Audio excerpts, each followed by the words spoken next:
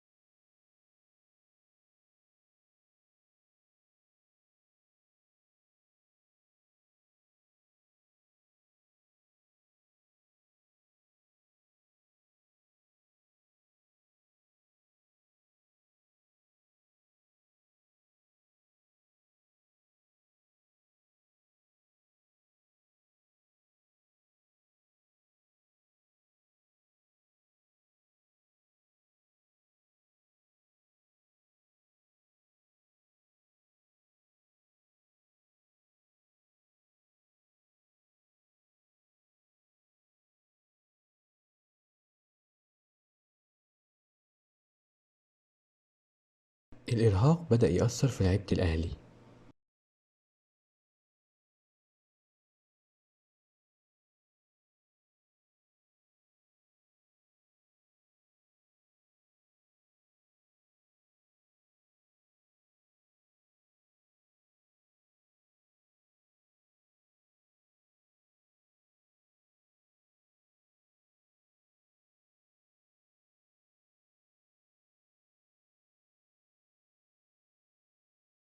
عمر كمال عبد الواحد أثبت إنه باك يمين ولا شيء غير الباك اليمين، مستواه رائع في المركز ده، لما يطلع منه مستواه يقل أكتر من النص.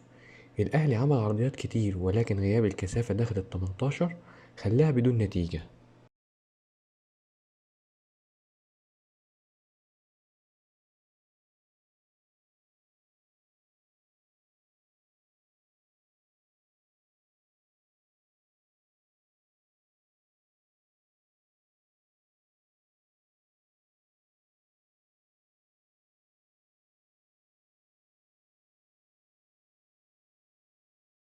هل يمكن الاعتماد على عمر كمال في مباراة الزمالك بدلا من محمد هاني؟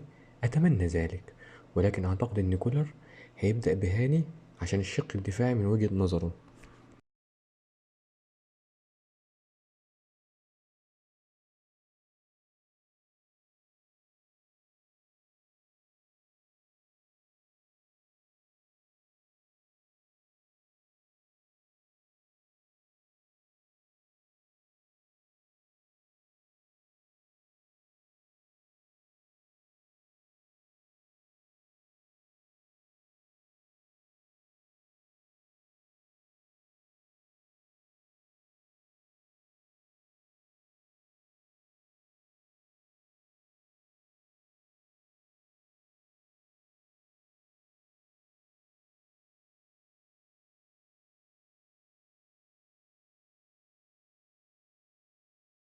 الأهلي معظم تغييراته كانت اضطرارية، قفشة مكان مروان اللي أصابه الإرهاق، عبد القادر مكان طاهر مركز بمركز، موديست مكان كهربا نفس الشيء، ووسام مكان السولية عشان يستغل العرضيات مع موديست، وده اللي حصل، وتتحول الطريقة ل4-4-2.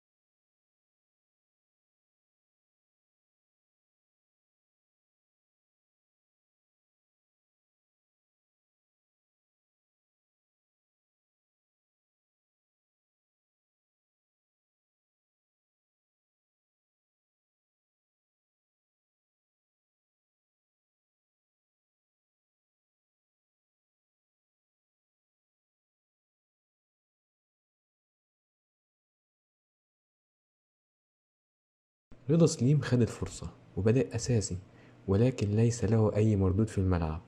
طاهر أفضل منه.